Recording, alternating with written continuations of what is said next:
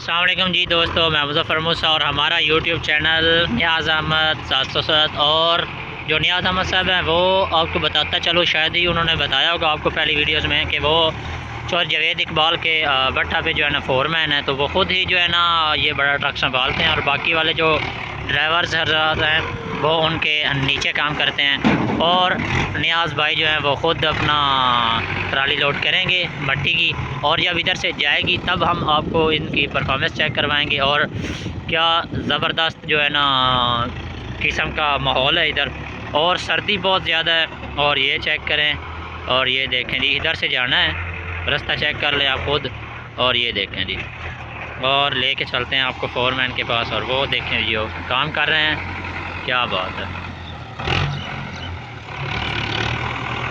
Chaudhry Javed Iqbal BRICS company 707۔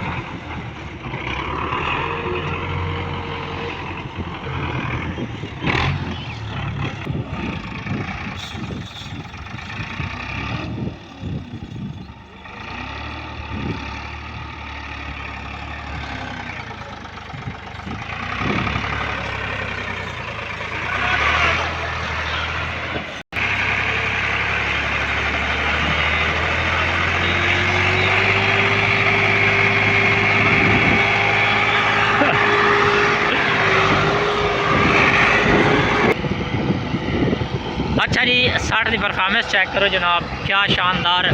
Performance ہے، ماشاءاللہ، زبردست زبردست زبردست۔